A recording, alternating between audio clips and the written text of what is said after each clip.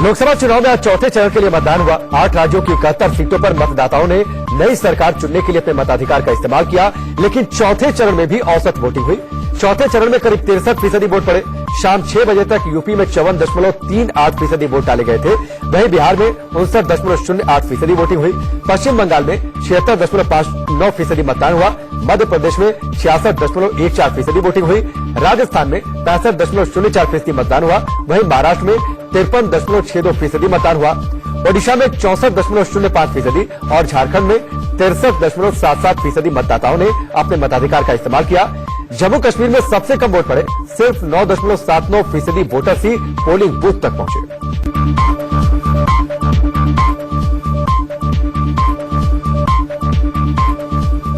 लोकतंत्र की लाइन में आम और खास सभी बराबर होते हैं, इसीलिए आज आम लोगों के साथ साथ दिग्गजों ने भी अपने मताधिकार का इस्तेमाल किया।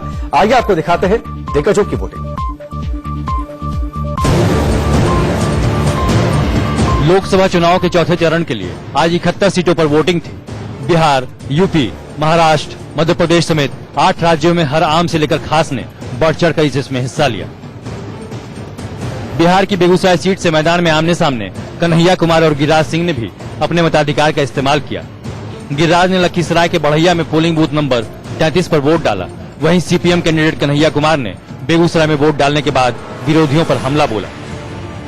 बेगूसराय अपने मान सम्मान की रक्षा करेगा, देश के संविधान की रक्षा करेगा और बेगूसराय का जो मुद्दा है शिक्षा, रोजगार, स्वास्थ्य और सबका अधिकार, इस सवाल पे मतदान करेगा। बेगूसराय जीतेगा और बेगूसराय को बदनाम करने वाली ताकतें परास्त होंगी। जब से आप यहाँ पे चुनाव लड़ने आए हैं, लगातार आपके और गिरिराज सिंह के बीच वो चल रहा है द्वंद्व युद्ध चल रहा है। उनका कहना है कि आप देश को बांटना चाहते हैं और विकास से आपका कोई लेना देना नहीं। देखिए, एक कहावत है, थोथा चना बाजे घना।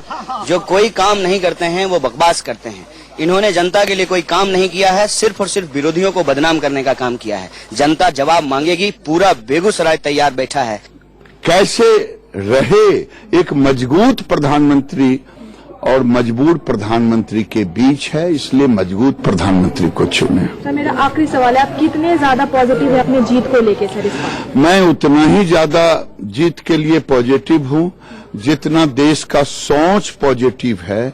बेगूसराय की सोच पॉजिटिव है कि बेगूसराय की जनता आतंकवाद के खिलाफ है। बेगूसराय की जनता टुकड़े टुकड़े गैंग के खिलाफ है।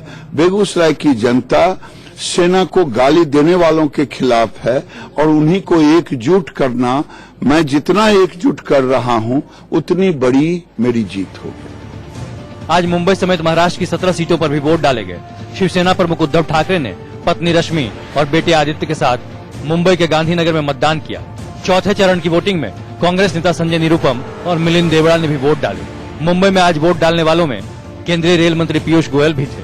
उन्होंने मुंबई के मालाबार हिल्स में मतदान किया। वोटिंग के बाद उन्होंने कहा कि मोदी लहर अब सुनामी में बदल चुकी है। मतदाताओं के लिए आज का दिन खास था, लेकिन उन नेताओं के लिए बहुत अहम था जिन्हें आज वोट भी करना था, क्योंकि उनकी किस्मत आज ईवीएम में कैद हो रही थी।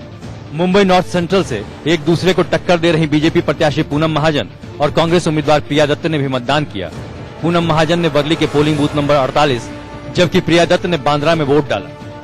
मतदाता जानता है कौन काम कर रहा है और कौन कामदार है। बेरोजगारी वाला मुद्दा बहुत था, बेरोजगारी, नोटबंदी, देशभक्ति, आर्मी। 23 मई 2019 में कुछ कांग्रेस के नेता बेरोजगार हो रहे हैं, इसलिए में भी उनको बेरोजगारी का मुद्दा जरूरी लग रहा है। रास्ते पे तो मैं इतने युवाओं से मिलते, मैं खुद युवा मोर्चा के राष्ट्रीय अध्यक्ष हूं, मैंने कहीं बेरोजगारी के मुद्दे, नए नए आयाम पे लोगों को रोजगार मिल रहे हैं, इससे लोग खुश हैं। और हाँ, जहां कुछ कमी वहां पे काम करने की हमारी जिम्मेदारी, क्योंकि साफ नियत लेके हम चले। चुनाव में मतदान हर नागरिक की जिम्मेदारी होती है। बिजनेसमैन और रिलायंस ग्रुप के चेयरमैन मुकेश अंबानी की पत्नी नीता अंबानी ने भी वोट डाला। वहीं अनिल अंबानी तो सुबह सुबह ही मतदान करने के लिए मुंबई के कफ परेड पर जीटी सोमनी स्कूल के वोटिंग सेंटर नंबर 216 में पहुंच गए। रिजर्व बैंक ऑफ इंडिया के गवर्नर शक्तिकांत दास ने पेड्डर रोड के पोलिंग बूथ नंबर 4041 पर वोट किया।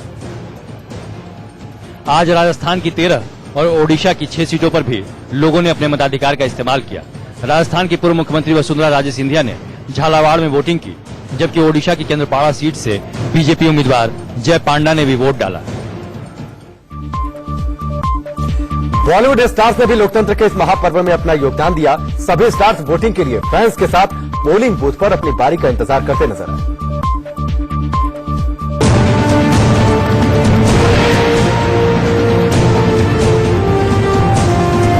आज महाराष्ट्र की 17 सीटों समेत मुंबई की 6 सीटों पर भी वोटिंग थी, जिनमें सबकी नजर माया नगरी मुंबई पर टिकी थी। चुनाव में आम वोटर्स के अलावा बॉलीवुड के सितारों ने भी वोट किए। क्या छोटा, क्या बड़ा, क्या नए, क्या पुराने, हर बॉलीवुड सितारे ने मतदान किया। ऐसा लग रहा था मानो पूरा बॉलीवुड फिल्मिस्तान छोड़कर मुंबई के पोलिंग बूथ पर आ गया। बॉलीवुड की दिग्गज अदाकारा रेखा ऐसे लोगों में शुमार है जो सुबह जल्दी वोट करती हैं। इस बार भी उन्होंने सुबह जल्द पहुंचकर बांद्रा के पोलिंग बूथ नंबर 283 पर वोट डाला। माधुरी दीक्षित, प्रियंका चोपड़ा ने भी अपने अपने मताधिकार का इस्तेमाल किया और हाल ही में अभिनेता से नेता बनी उर्मिला मातोंडकर ने भी वोट कास्ट किया। वोट जरूर कीजिए, वोट जरूर।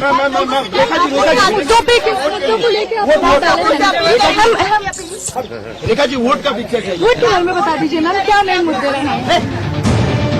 मथुरा से बीजेपी प्रत्याशी हेमा मालिनी ने बेटी ईशा और अहाना देओल के साथ विले पार्ले में वोटिंग की। मतदान के बाद हेमा मालिनी ने मोदी सरकार की उपलब्धियां भी गिनाई। आज जो मोदी जी जो देश को लेकर आए हैं, जिस ढंग से आगे लेकर आए हैं, कितना सम्मान दिलाया, कितना सुरक्षा दिलाया, ऐसा और कोई नहीं कर सका जो काम इन्होंने किया है। प्लस सो मैंने विकास इतना कुछ किया है तो जो आज तक नहीं हुआ जो हो रहा है, तो जो बदलाव जो हो रहा है इस बदलाव में सबको शरीक होना चाहिए, सबको शामिल होना चाहिए। चौथे चरण की वोटिंग में करीना कपूर, दिया मिर्जा, पूर्व मिस यूनिवर्स लारा दत्ता, भाग्यश्री और हाल ही में कैंसर जैसी जानलेवा बीमारी को मात देने वाली सोनाली बेंद्रे ने विले पार्ले में वोट किया। वोट डालने वालों में बॉलीवुड के महानायक अमिताभ बच्चन भी थे। अमिताभ बच्चन ने पत्नी जया बच्चन, बेटे अभिषेक बच्चन और बहू ऐश्वर्या राय बच्चन के साथ जुहू के पोलिंग बूथ पर मतदान किया। बच्चन परिवार वोटिंग में आगे था तो बॉलीवुड के दूसरे बड़े घरानों ने भी बढ़ चढ़कर लोकतंत्र के इस महापर्व में शिरकत की। बात चाहे रोशन परिवार, दत्त परिवार, देओल परिवार और शेट्टी परिवार की करें, बॉलीवुड का हर घराना आगे आया और पोलिंग बूथ की लाइन में खड़े होकर मतदान किया। प्रोग्रेस हो रहा है वो चलते रहना चाहिए और अच्छी प्रोग्रेस होनी चाहिए। बड़े तादाद में अगर लोग वोट करें तो बहुत ही फर्क पड़ता है। जिसमें भी आप बिलीव करें कि आपके एरिया में कौन अच्छा काम कर रहा है, उसे सपोर्ट करना बहुत जरूरी है। बात बॉलीवुड की हो और खान्स का जिक्र न हो, ये कैसे मुमकिन है? मिस्टर परफेक्शनिस्ट के नाम से मशहूर आमिर खान ने पत्नी किरण राव के साथ बांद्रा के सेंट एंस स्कूल में सुबह वोटिंग की। वहीं बांद्रा के ही पोलिंग बूथ नंबर 283 पर सलमान खान ने मताधिकार का इस्तेमाल किया। किंग खान यानी शाहरुख खान, पत्नी गौरी खान और बेटे अब्राम के साथ वोट डालने पहुंचे। ये बहुत ही इम्पोर्टेंट दिन है हम सब के लिए और ये बहुत जरूरी है कि हर हिंदुस्तानी जो है वो जाके अपना वोट डालें। और ये जो लोकतंत्र है हमारा, जो दुनिया में सबसे बड़ा डेमोक्रेसी मानी जाती है, उसका हम एक हिस्सा बने और हमारी जिम्मेदारी आज हम पूरी करें। हमेशा सामाजिक मुद्दों को लेकर जागरूक रहने वाले मास्टर ब्लास्टर के नाम से मशहूर पूर्व क्रिकेटर सचिन तेंदुलकर ने पूरे परिवार के साथ बांद्रा के पोलिंग बूथ नंबर 203 पर मतदान किया और लोगों से इस महापर्व में बढ़ चढ़कर शिरकत करने की अपील की। हर एक नागरिक जो है उसने आके वोट करना चाहिए। आई थिंक ये हमारे कंट्री के लिए बहुत इम्पोर्टेंट है। और जैसे कि कुछ दिनों पहले मैंने कहा था कि सारा और अर्जुन का ये पहली बार वोटिंग अपॉर्चुनिटी है और उसके लिए मैं उन्हें भी साथ में लेके आऊंगा, मेरे और अंजलि के साथ। तो हम यहाँ आए, हमने वोट किया है।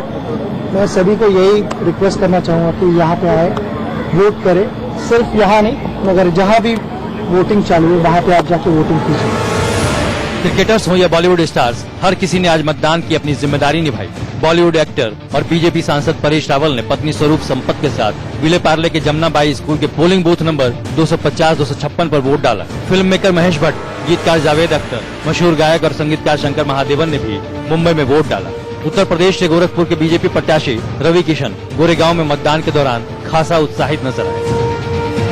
मतदान करना बहुत जरूरी है, बहुत आवश्यक है। अगर हम मतदान नहीं करते तो पहले तो हम इडियट कहलाते हैं, दूसरी बात हमें फिर कोई किसी भी शिकायत करने का मौका नहीं है, अधिकार ही नहीं है, हमें कोई नैतिक अधिकार नहीं है। तो मतदान करना बहुत जरूरी है। स्टार्स वोट कर रहे थे, आम लोगों के साथ वोटिंग लाइन में खड़े थे। अपने साथ स्टार्स को वोटिंग लाइन में देख फैंस भी खासा उत्साहित थे। ये उनके लिए डबल बोनांजा जैसा था, क्योंकि जिन स्टार्स की एक झलक उनके लिए डबल बोनांजा जैसा था क्योंकि जिन स्टार्स की एक झलक पाने के लिए उन्हें घंटों कतार में खड़ा होना पड़ता है, आज वो उनके साथ बराबर की लाइन में खड़े हैं।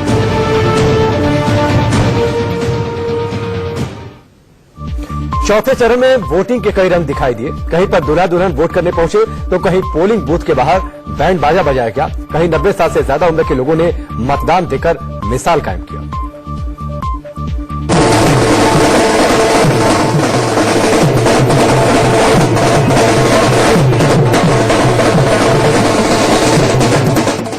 भांगड़ा की धुन तेज, सड़क के बीचों बीच लोगों का हुजूम।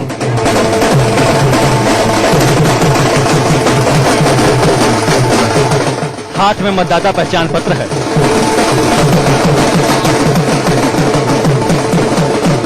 और महिलाएं डांस करते हुए पोलिंग बूथ की तरफ बढ़ रही हैं।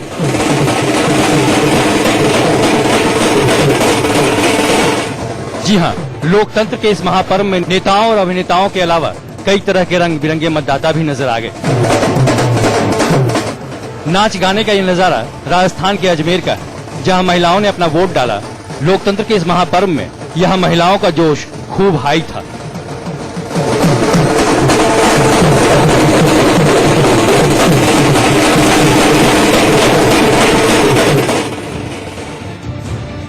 अब जरा कोटा के नयापुरा की तस्वीर देखिए। शादी के बाद दूल्हा दुल्हन को गृह प्रवेश करना था, लेकिन दोनों ने पहले मतदान केंद्र में प्रवेश किया, वोट डाला और अपनी जिम्मेदारी पूरी की। राहुल 7 फेरों के बाद जब अपनी पत्नी के साथ वोट डालने के लिए निकले तो पूरे शहर में चर्चा का विषय बन गया। शादी में पहली बार वोट दे रहा हूँ मैं। सब युवाओं को वोट देना चाहिए, आगे बढ़ना चाहिए। अभी ये शादी हुई है, पहला वोट है मेरा ये यहाँ पे। सभी को, युवाओं को, सबको आगे बढ़ना चाहिए, वोट देना चाहिए। अच्छी सरकार चाहिए, अच्छी सरकार बननी चाहिए इस बार। लोकतंत्र की पहली ताकत है हमारा मतदान। जिम्मेदार यहाँ हर नागरिक की यही तो है पहचान। अब जरा बिहार के समस्तीपुर से आई इस अनोखी तस्वीर को देखिए। मथुरापुर पंचायत के लोग बैलगाड़ी, तांगा, बग्गी और घोड़े पर सवार होकर लोकतंत्र के महापर्व में हिस्सा लेने निकले। बैलों की रुनझुन घंटी और घोड़ों की टाप से पूरा इलाका गूंजता रहा।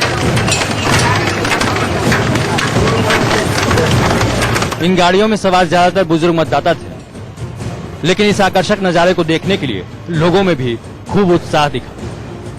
हम यहाँ हर्षोल्लास के साथ हमारे पंचायत के लोग घोड़ा, हाथी, बग्गी एवं बैलगाड़ी से हमारे वयोवृद्ध भी ज्यादा से ज्यादा भाग लिए हैं। जब इलेक्शन की बात आती है, जब मतदान होता रहता है तो हम लोग हाथी, घोड़ा, बग्गी लेके हर्षोल्लास के साथ इसको मनाते हैं। वोट गिराने निकले हैं और 5 साल में यह वोट का सिलसिला आता है और हर साल इसी भांति हाथी, घोड़ा, ऊंट, टांगा, इससे हम लोग अक्सर वोट गिराने 5 साल में जाते हैं। हम लोग सरकार ऐसे चुनना चाहते हैं जो गरीबों का मतलब साथ दे और किसानों का भी साथ दे और अच्छे से अच्छे सरकार को हम लोग चुनना चाहते हैं। नाम इंदुबाला, उम्र 94 साल, मुंह पर हल्की मुस्कान और लोकतंत्र के महापर्व में हिस्सा लेने की जिद। आपकी टीवी स्क्रीन पर नजर आ रही ये बुजुर्ग महिला लोकतंत्र की जान है। इंदुबाला भले ही अब चल फिर नहीं सकती, व्हील चेयर का सहारा लेना पड़ता है, लेकिन जब बात लोकतंत्र की आई तो पीछे नहीं हटी। इंदुबाला नौजवान मतदाताओं के लिए एक नजीर है कि हम सबको अपना वोट जरूर डालना चाहिए। जबलपुर में इस वक्त हम मौजूद हैं और इंदुबाला जी जिनकी उम्र 94 साल है और साथ में मुस्कान मौजूद है जो कि पहली बार वोट करना रही है। इंदुबाला जी से मैं बात करने की कोशिश करूंगा। आंटी, आपने वोट दे दिया? जी हाँ। आंटी, आप वोट करने आए थे, कौन से मुद्दे आपके जहन में थे? विकास, शिक्षण। आप लोगों से ये अपील करेंगी, आप भी वोट करने आई हैं तो लोगों को वोट करने आना चाहिए? जी हाँ, आना जरूरी है। तो जबलपुर में तो वैसे बहुत गर्मी हो रही है अभी। It doesn't matter. It doesn't matter. Rajasthan के आसिंद में भी 91 साल की महिला मतदाता ने वोट डालकर मिसाल कायम की। पालने में झूल रहे इस बच्चे को देखिए। ये प्यारा सा बच्चा अपने घर में नहीं बल्कि मतदान केंद्र में लगे पालने में झूल रहा है। राजस्थान के बारा में माओ को वोट डालने में परेशानी न हो, इसलिए वहां के आंगनबाड़ी कार्यकर्ताओं ने पालने का इंतजाम किया था। वोट डालिए और पेड़ उपहार में ले जाइए। जी हां, महाराष्ट्र के ठाणे में ऐसा ही इंतजाम किया गया था। ठाणे के सखी मतदान केंद्र पर मतदाताओं को जागरूक करने के लिए प्रशासन की तरफ से कई तरह के पेड़ पौधे बांटे गए। इस उपहार से मतदाता भी काफी खुश नजर आए। मैं इधर मतदान देने के लिए आया हूँ और आज मेरा फर्स्ट मतदान, यानी आज मैं सबसे पहले ये वोटिंग किया है। वो मुझे अंदाजा नहीं था कि मैं आज फर्स्ट इधर आ पाऊंगा, फिर भी मैं आज सुबह जल्दी उठ के इधर आया हूँ क्योंकि मेरा फर्ज मेरे को निभाना था। जो आज अपना देश जो आगे तरक्की कर रहा है वो सोच के मैं इधर आया हूँ कि और अपना देश आगे तरक्की करे। और ये जो मेरे को सखी मंडल की तरफ से फर्स्ट वोटर के हिसाब से जो सोने का जो ये झाड़ दिया है उसको मैं घर पे जाके लगाऊंगा और रोज उसको मैं बड़ा करूंगा, वैसा मेरा देश भी बड़ा होता जाएगा। इंडिया न्यूज की आपसे अपील है कि जब आपके इलाके में वोटिंग हो तो आप भी अपने मताधिकार का इस्तेमाल जरूर करें।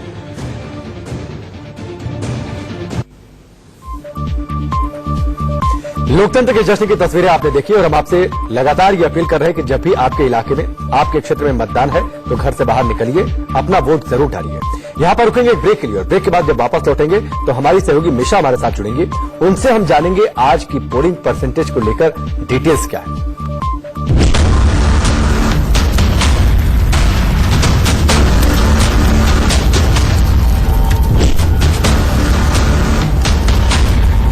कुरुक्षेत्र बन चुका है। लेफ्ट, टीएमसी और बीजेपी कार्यकर्ताओं में हिंसक झड़पें लगातार हो रही हैं। चौथे चरण की वोटिंग में भी बंगाल में खूब बवाल हुआ।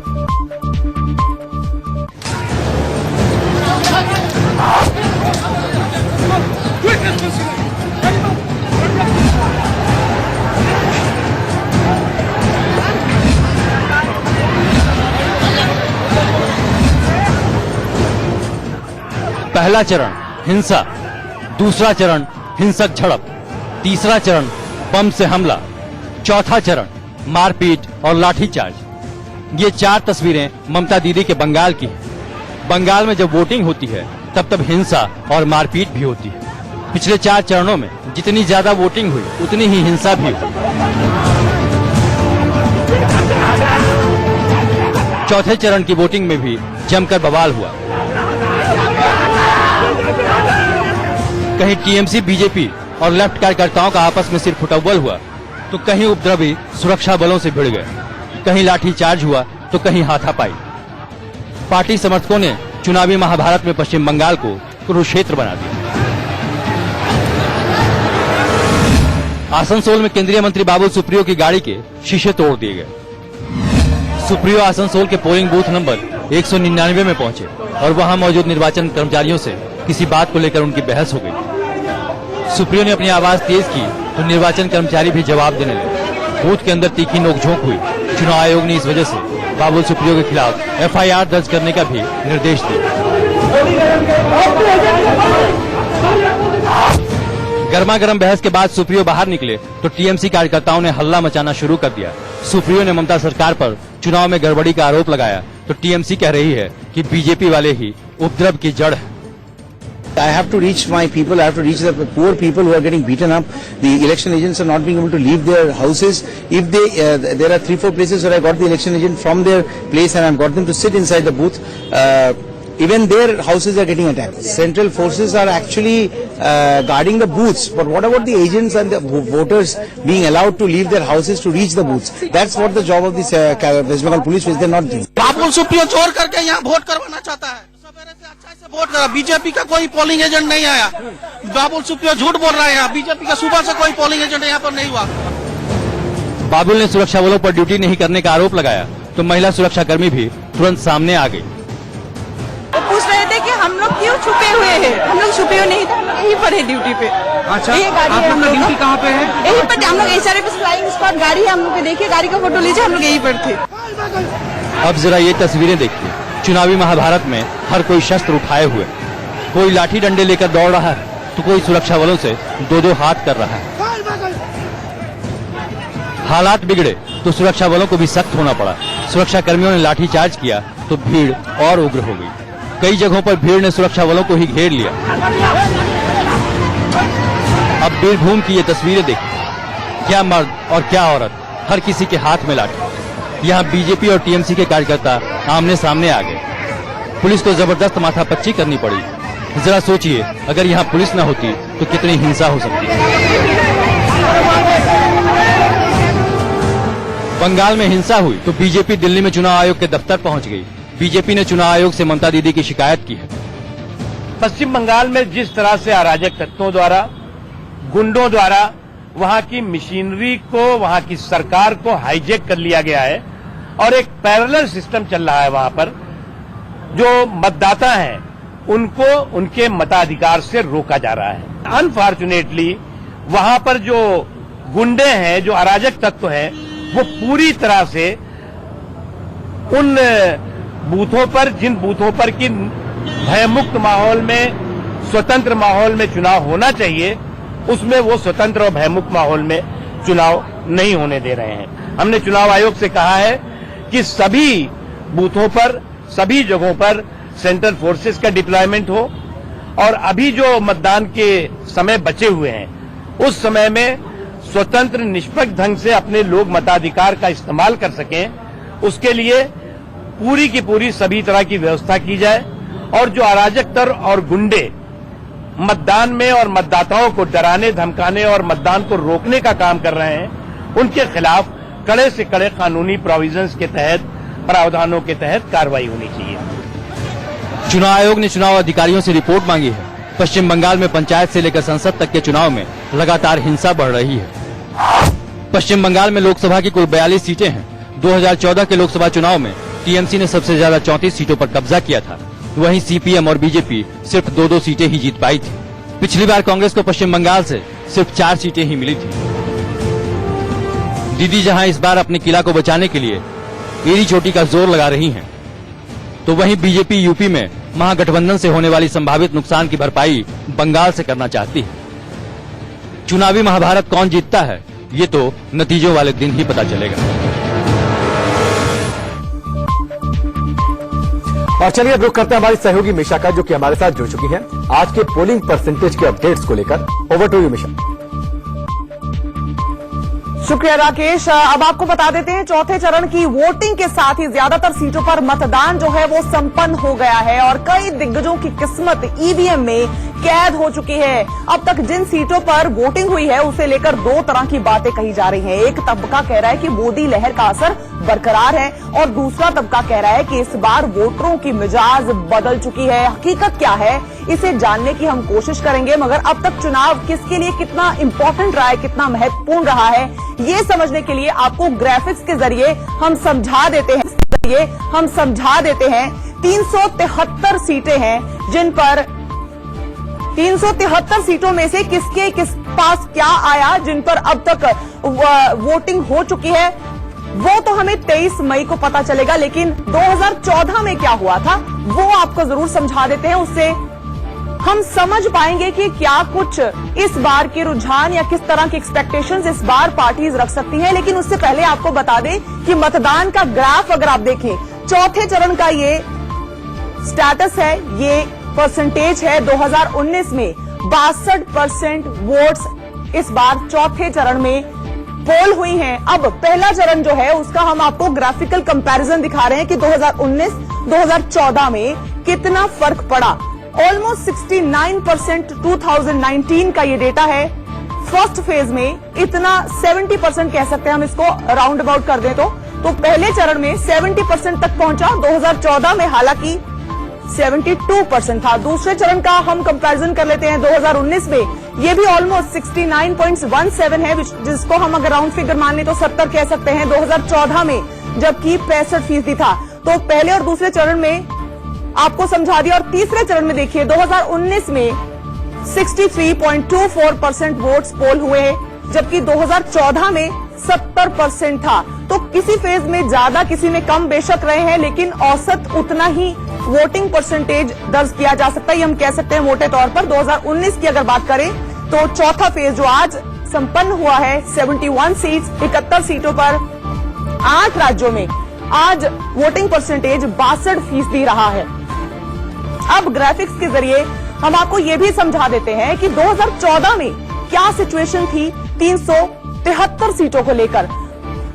तो सबसे पहले बात करेंगे बीजेपी की। देखिए बीजेपी 166 सीट्स आई थी बीजेपी के पास, कांग्रेस के पास 37 सीटें आई थी, माफ कीजिएगा 37 सीटें कांग्रेस के पास आई थी, AIADMK के पास 6 थी और बीजेडी के पास 20, शिवसेना के पास 18। ये 2014 का गणित हम आपको समझा रहे हैं किस तरह से सीट्स के 373 सीट्स के, यानी कि अभी तक की जो सिचुएशन है 2019 की, उसी के साथ हम कोरिलेट करने की कोशिश कर रहे हैं कि 2014 में क्या कुछ हुआ था इस सिचुएशन तक। अब आपके सामने जो ग्राफिक आ रहा है उसमें हम बता रहे हैं कि 373 का फैसला ईवीएम में कैद हो चुका है। अब बचा है 170 की बाजी अभी लगनी बाकी है, यानी कि 3 फेज अब बाकी है, 4 का फैसला कैद हो चुका है। ये ग्राफिक समझाता है कि 4 चरण की जो वोटिंग है वो खत्म हो गई है, 3 चरण अभी बाकी है। ये 3 भी बेहद अहम है क्योंकि ये 3 और 24 दिन बाकी है। 24 दिन अगले जो है वो तय करेंगे कि हमारे देश में अगली सरकार कौन बनाने जा रहा है। 3 अहम चरण अभी बाकी है, 4 आज कंप्लीट हो गए हैं, 24 दिन मात्र बाकी हैं और हमारे देश को 23 मई को नई सरकार मिल जाएगी। लोग चुन लेंगे, ईवीएम में फैसले 4 चरणों के बंद हो चुके हैं, 3 चरण अभी और बाकी हैं। इस ग्राफिक के जरिए हम समझाने की कोशिश कर रहे हैं कि 943 उम्मीदवारों की किस्मत जो है वो ईवीएम में कैद हो गई है। चौथे चरण की हम बात कर रहे हैं, 8 राज्य 71 सीटें जिस पर आपका और हमारी किस्मत का फैसला तय हो रहा है। शुक्रिया मिशा ने आपको डिटेल्स बताई आज के चुनाव को लेकर। आधा चुनाव खत्म हो चुका है लेकिन अभी 3 चरणों की वोटिंग बाकी है, इसीलिए पीएम मोदी प्रचार करने में कोई कसर नहीं छोड़ रहे। बंगाल की धरती से आज उन्होंने ममता बनर्जी पर जबरदस्त हमले किए। चुनाव में हिंसा को लेकर भी पीएम ने ममता पर निशाना साधा। पश्चिम बंगाल के श्रीरामपुरा की रैली में पीएम मोदी ने ममता दीदी पर एक के बाद एक कई हमले किए। उन्होंने कहा कि लोकतंत्र के जरिए पद हासिल करने वाली ममता दीदी ने लोगों को धोखा दिया। दीदी का गुस्सा इस समय 7वें आसमान पर है और मैंने सुना है कि मोदी को गाली देते देते, भाजपा को गाली देते देते अब उनका गुस्सा इतना आगे बढ़ गया है कि उनका अपना कार्यकर्ता भी उनके सामने आने से डरता है, भाग रहा है। उनको लगता है कि दीदी मोदी का गुस्सा कहीं अपने ही कार्यकर्ता पर न निकाल दे, झापट न मार दे। ममता दीदी, लोकतंत्र ने ही आपको ये पद दिया है। अब लोकतंत्र को स्वीकार करिए। अपने पश्चिम बंगाल के लोगों को आपने धोखा दिया, लेकिन अब लोकतंत्र को धोखा मत दीजिए। पीएम मोदी ने यह भी कह दिया कि टीएमसी के 40 विधायक उनके संपर्क में जो नतीजे आते ही दीदी का साथ छोड़ रहे हैं। पीएम मोदी ने आगे कहा कि आज ममता खुद को प्रधानमंत्री पद का दावेदार बता रही हैं और उनका एकमात्र एजेंडा है मोदी को हटाना। आज जो भी खुद को प्रधानमंत्री पद का दावेदार बता रहा है, उनका एकमात्र एजेंडा है मोदी को हटाना। एनडीए का साफ साफ कहना है भ्रष्टाचार हटाएंगे और ये महामिलावटी कह रहे हैं मोदी को हटाओ।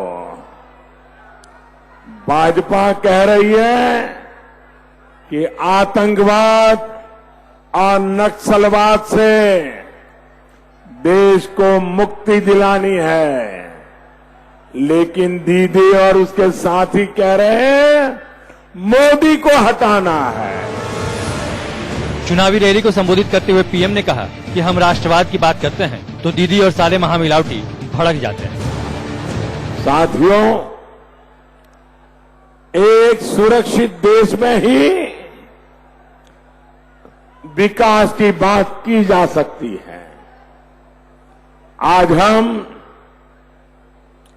सुरक्षा की बात करते हैं, शहीदों के सम्मान की बात करते हैं, राष्ट्रभाग की बात करते हैं, तो दीदी और सारे महामिलावटी भड़क जाते हैं। मध्य प्रदेश की भोपाल सीट पर जंग दिलचस्प हो गई है। यहां बीजेपी की साध्वी प्रज्ञा ठाकुर और कांग्रेस के दिग्विजय सिंह चुनावी मैदान में हैं। आज साध्वी प्रज्ञा चुनाव अभियान के बीच केंद्रीय मंत्री उमा भारती से मिली तो भावुक हो गई और उनके गले लगकर रो पड़ी। कहते हैं कि सियासत में हर तस्वीर के कुछ मायने होते हैं, लेकिन ये तस्वीर जरा हटके है और इसके भी मायने और संदेश है। तस्वीर में दिख रहा है कि कार में साध्वी प्रज्ञा ठाकुर बैठी और नीचे खड़ी उमा भारती उनसे गले मिल रही हैं। लेकिन गले लगकर दोनों बेहद भावुक हो गईं। साध्वी प्रज्ञा ठाकुर सिसक सिसक कर रोने लगी तो उमा भारती ने बड़ी बहन की तरह उन्हें दिलासा दिलाया, उनके आंसू पोंछे और माथा चूमा। इस दौरान उमा भारती ने साध्वी प्रज्ञा को पानी पीने को कहा और उन्हें हंसाने की भी कोशिश की। अपन विजय जुलूस में हंसते हुए शामिल होंगे। दरअसल साध्वी प्रज्ञा ठाकुर भोपाल में उमा भारती के सरकारी आवास पर उनसे मिलने पहुंची। इस दौरान उमा भारती ने तिलक लगाकर उन्हें जीत का आशीर्वाद दिया और साध्वी प्रज्ञा ठाकुर के पैर भी छुए। ऐसा उमा भारती ने इसलिए किया क्योंकि वो प्रज्ञा ठाकुर को खुद से बड़ा संत समझती है। जो महान संत है, मैं मूर्ख हूँ। भोपाल से साध्वी प्रज्ञा को टिकट मिलने के बाद चर्चा थी कि उमा भारती नाराज चल रही हैं, लेकिन जब साध्वी प्रज्ञा उनसे मिलने पहुंची तो दोनों के बीच काफी देर तक अच्छे माहौल में बातचीत हुई और उमा भारती ने कहा कि प्रज्ञा ठाकुर के चुनाव लड़ने से वो बहुत खुश है। भोपाल में जो आदमी चुनाव लड़ने के लिए बहुत अच्छा रहा, मेरे लिए बहुत ज्यादा सामान्य खुशी नहीं। मैंने कहा ना, मैं तो बार बार पूछ रही थी फोन करके अपने आशीर्वाद के मुझे टीवी पे आ रहा है, वो सच बताइए मुझे बहुत खुशी हो रही है। कितना अच्छा जिस दिन कैसे हो सकता है। भोपाल में साध्वी प्रज्ञा का मुकाबला कांग्रेस के दिग्विजय सिंह से है। बताया जा रहा है कि बेगूसराय से सीपीआई के उम्मीदवार कन्हैया कुमार भोपाल में दिग्विजय सिंह के लिए चुनाव प्रचार करने वाले हैं। साध्वी कहती हैं इससे बीजेपी को बिल्कुल भी नुकसान नहीं होगा।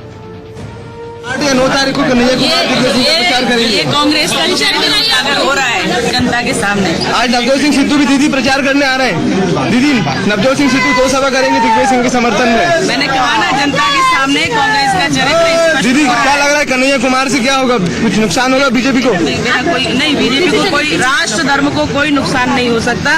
उसके लिए ही मोदी जी ने इस बार एक नई योजना है। 6 सीटों पर राष्ट्र का अस्तित्व स्थिर होगा। आज फिर से मतदान है, क्या उम्मीद रखती हैं? बिल्कुल भाजपा जीतेगी, मोदी जी प्रधानमंत्री बनेंगे। उधर मोदी सरकार के मंत्री रामदास अठावले ने साध्वी प्रज्ञा को भोपाल से उम्मीदवार बनाए जाने को गलत बताया है।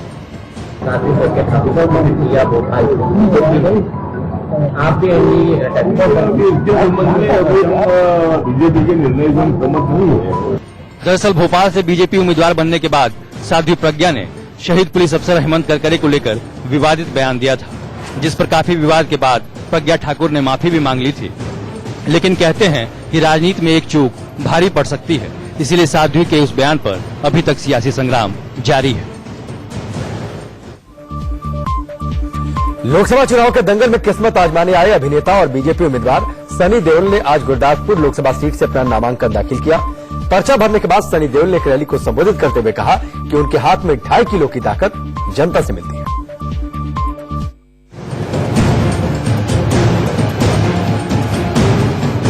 नीली कमीज और पीली पगड़ी पहनी सनी देओल नामांकन करने पहुंचे और उनके साथ थे छोटे भाई बॉबी देओल। हंसते मुस्कुराते सनी ने नॉमिनेशन किया। उन्होंने अपने असली नाम अजय सिंह देओल के नाम से नामांकन किया। इसके बाद वो गुरदासपुर के पीडीए ग्राउंड में रैली को संबोधित करने गए, जहां केंद्रीय मंत्री जितेंद्र सिंह, सतपाल सिंह, विजय सांपला समेत शिरोमणि अकाली दल के कई नेता मौजूद रहे।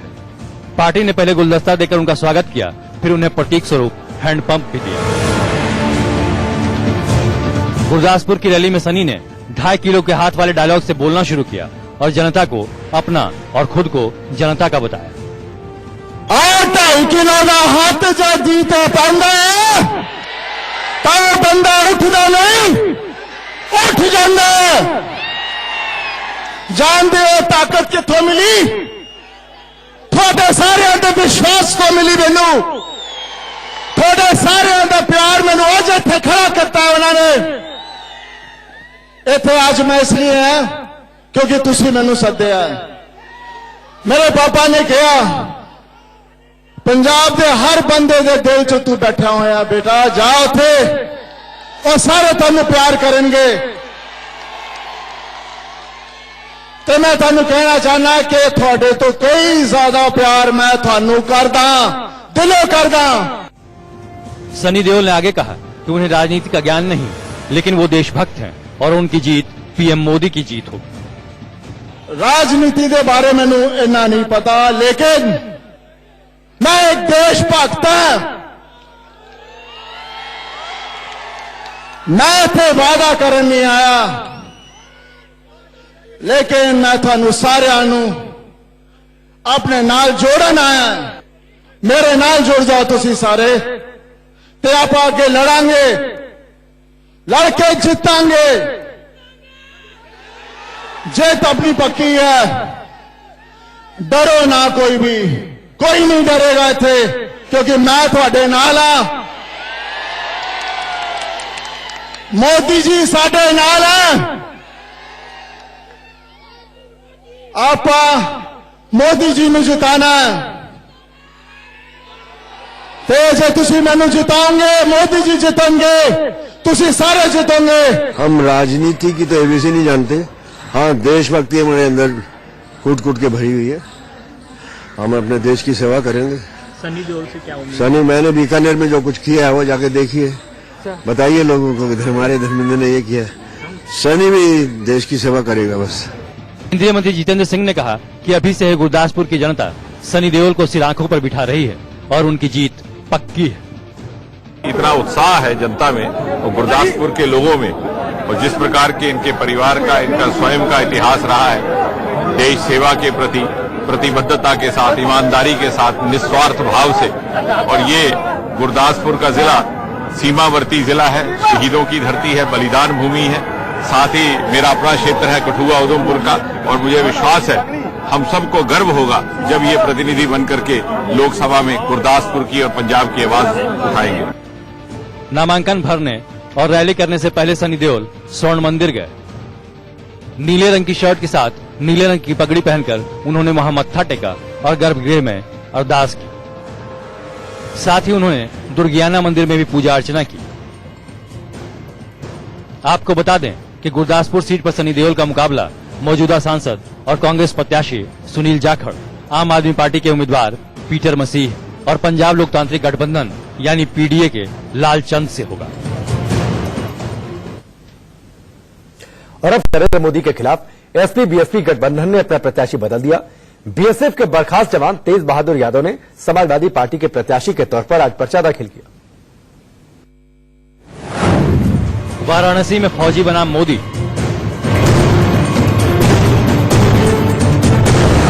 दिलचस्प हुआ काशी का रण। महादेव की नगरी काशी में इस बार भी मुकाबला दिलचस्प हो गया है। वाराणसी से पीएम मोदी के खिलाफ ताल ठोक चुके फौजी तेज बहादुर यादव ने महागठबंधन की ओर से पर्चा दाखिल किया। समाजवादी पार्टी की ओर से पहले घोषित की गई शालिनी यादव ने भी डमी कैंडिडेट के तौर पर नामांकन भरा है। तेज बहादुर और समाजवादी पार्टी के सिंबल साइकिल पर चुनाव लड़ेंगे। जय हिंद। अभी दोबारा हमने नॉमिनेशन पार्टी के समाजवादी पार्टी के सिंबल पे अपना नॉमिनेशन किया। आप समाजवादी पार्टी के कब से हो गए? ये जो सिंबल है पार्टी के सिंबल पे हमने नॉमिनेशन कर दिया तो पार्टी के ही है। और इसी के साथ नहले पैदला में आज के लिए बस इतना ही। रुकेंगे एक ब्रेक के लिए। ब्रेक के उस पार भी इंडिया न्यूज पर खबरों का सिलसिला लगातार जारी।